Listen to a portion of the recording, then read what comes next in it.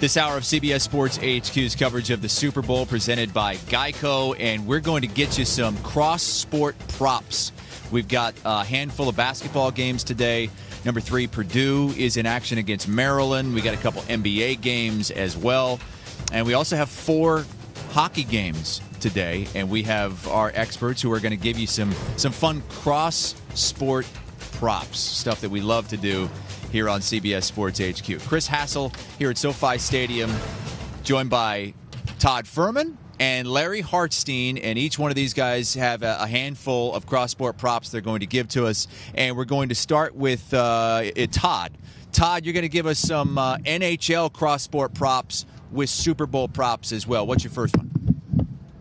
So, Chris, when you're looking at the NHL today, one of the more interesting ones out there is affectionately referred to as the Grand Salami. That's total goals scored in the 4 NHL games we'll see. And that number set at 25.5. You do have to lay a little bit of a price to go under at minus $1.40. My projections for that actually come in under the market at 24. But I still think that number is actually going to be greater than Odell Beckham Jr.'s longest reception. I know Odell has feasted quite prominently throughout this postseason. You look at how his book ended the first 3 playoff games with a long reception of 29 and 31 yards. But the last 5 games of the regular season, this was a guy who didn't have a single reception for more than 17 yards.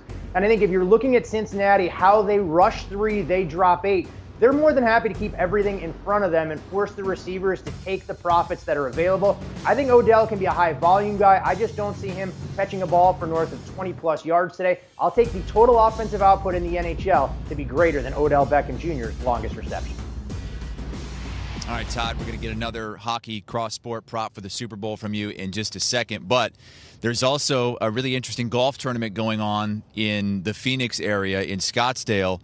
We saw the hole-in-one yesterday, and Larry, you've got a cross-sport for the waste management. Yeah, I think the score of the winner today is going to be around 66 or 67 in the 4th round, and I love this prop because you can play that against Joe Mixon rushing yards. You do have to lay minus 145, but I think it's well worth it. I went under Mixon 63.5. This number has plummeted down to 60.5, and now you're giving me a potentially a 6 or 7 yard cushion if this final round score of the winner is 66 or 67. Joe Mixon averaged 4.1 yards a carry against a schedule of defenses that allowed 4.5 yards a carry, so he underperformed, and he's going against a Rams defense that has just totally shut down the run, especially in the playoffs. Look what they did to the Niners and Elijah Mitchell and Deebo Samuel. They couldn't get going. The Rams allowing just 3.2 yards a carry in the playoffs. So give me the final round score of the winner to beat Joe Mixon rushing yard. All right, Larry. Todd, we've got another hockey prop for you, and it's the Capitals taking on the Senators. And what's your pick for that? So when you look at this prop, Chris, it's pretty interesting. We've heard all the buzz this week about field goal kickers, specifically with Evan McPherson. Yet when you look at the over-under total field goals made in the game at 3.5, you've seen very real professional money driving this price down to the point where at 3.5, under minus $1.45 at Caesars at last check. This prop is how many goals will the Capitals score compared to field goals made in the big game. And that you have to lay $1.30 that Washington will outperform offensively. And when I look at this Caps team right now, over the last 5 games, this is a team that's averaged 4+ per contest. I think their numbers are slightly suppressed because they've been without the services of Alexander Ovechkin the last game before the All-Star break against Edmonton, and he wasn't able to play either in the team's most recent game north of the border against the Montreal Canadiens. But here comes an Ottawa team who's now playing their 5th game in 7 days. Matt Murray has kind of been the eraser in the back end for this team defensively, as their expected goals are approaching 4 in the last 2 matchups. But Murray's being given the day off in favor of Anton Forsberg. I think the Capitals offense can break out and continue to perform at a high level. I have Washington pegged for a shade more than 4 goals in this game. I'm happy to only lay $1.30 that the Caps offense will outperform the tandem of field goal kickers in the big game. All right, Todd. Larry, you're going to find a way to get Aaron Donald on the golf course going head-to-head with golfers. I like this.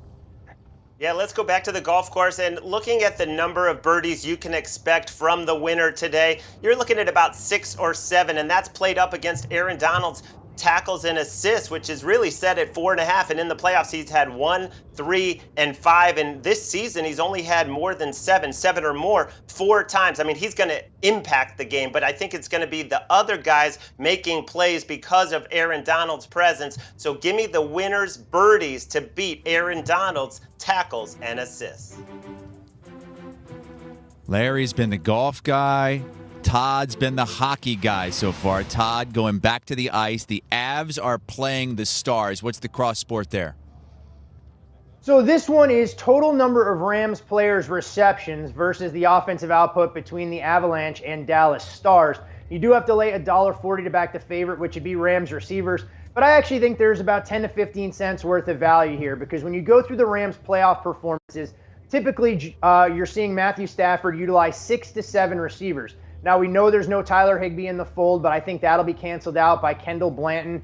When you look at the depth in the backfield, maybe Darrell Henderson adds another wrinkle as well with a potential reception in his own right, and you can more or less pencil in the big guys, the Odell Beckham Jr.'s, Cam Akers, Van Jefferson, and of course Cooper Kupp. I think you're going to see a more tightly checking game than this total suggests. It's 6 shaded to the over between Dallas and Colorado. I know the Stars have been a little bit more offensive-minded in recent games, but the Avs are a team going on the road. Yes, they have the firepower. Yes, they'll have Nathan McKinnon back in the fold. But I feel this game is the first team to 3. So knowing that I have the Rams forecasted at 6.4 players to have a reception, and I'm looking at the NHL total that I have at 5.7, I'll lay the short price here that Rams receivers is a larger number today than goals scored between Dallas and Colorado.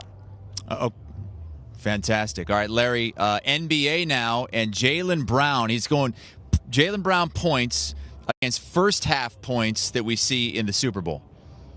Yeah, the Atlanta Hawks just gave up 136 points to the Spurs, and they'll be missing John Collins, one of their top defenders. Jalen Brown coming off of a 4 of 17 performance, but for the season, he's averaging 23.6, which is right where this first half total is at 23.5, but he erupted against the Hawks for 26 in his only meeting, and he's coming off a 4 for 17, which I think means he's going to have a big bounce back. I'm also going to lean under in the first half anyway. 13 of the last 18 Super Bowls with a total of 48 or above have gone under in the first half. So I think Jalen Brown gets to 24 to 26, and I think he eclipses the first half total points. All right, and how about Burrow against the Sabres? Yeah, I mean, Chris, this is a matchup only a mother could love when you have 2 of the NHL's biggest lightweights doing battle in a game where puck drop will be about 20 minutes from now in the Sabres and Canadiens north of the border. But what's interesting about this number is you have to lay a half a goal if you believe that the Sabres' offensive output is going to be greater than Joe Burrow rushing attempts. And when you look at Burrow over his last 7 games, he had 5 carries against the Chiefs. The 2 previous games, he had 2 carries. Then he was alternating 5 and 2. So the mode here is 2, and I think that's what odds makers are placing too much emphasis on. We know there's going to be a pass rush from the Rams today, and they're going to put Burrow under duress early and often. I don't think Burrow will hesitate to try and scramble outside of the pocket, and while I don't anticipate him having any big rushes downfield, just staying ahead of the down and distance I really see as a win. Samuel Montembeault will get the start for Montreal, and he's been remarkably better between the pipes than the kind of performances they've had from Caden Primo. There's nothing that leaves you brimming with confidence when you're talking about the Montreal Canadiens and defensive prowess, but they did hold the Blue Jackets to just 2 tallies yesterday, and if Buffalo's only able to score 2 goals in the spot today, I think Burrow can have at least 2 rushing attempts, but I really believe if Burrow at 4 or 5, that's going to give us an easy winner against the Sabres' goals today against Montreal. And we have one more cross-sport prop. It's from Larry. He's going to take us to the college hardwood. But before that, we want to take you to Larry Legend's hardwood. Larry playing some hoops this week, going head-to-head with the coach. Larry getting buckets. The lefty, smooth. Oh, that brings back some good memories, Chris.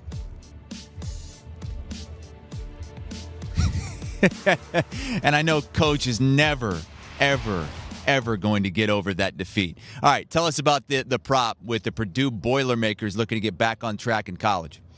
Yeah, and Chris, we won't talk about the foot race that we had on the beach that followed that basketball display. Let's just skip right over that. This prop I thought was a misprint when I saw it. I know it just looks so good. The Maryland Terrapins, we are fading them today. They are at Maryland. Do you know how many three-pointers they gave up to Iowa? 19. Jordan Bohannon had 10 three-pointers himself. Now they're traveling to Purdue, which leads the Big Ten at 9.5 threes per game, leads the Big Ten at over 40% shooting, and we're getting +1 from Purdue three-pointers against the Bengals first half total. The Bengals first half total is set at 10. If Purdue makes 12, 13 three-pointers, that means the Bengals have to score more than 2 touchdowns to beat this one. So Purdue +1 three-pointers to be more than the Bengals first half total. Larry Hartstein, Todd Fuhrman, thank you so much. Giving us some fun cross-sport props here on CBS Sports HQ. And we have the first ever Early Edge watch party today. Cash tickets in real time. The coach and the crew also allowing a few lucky fans to come on the show live and discuss your picks. It's the Early Edge watch party at 6:30 Eastern Time tonight. Do you want a sports network that delivers everything that matters about the game? The highlights, the picks, the instant analysis, no yelling, no fake debates, no politics.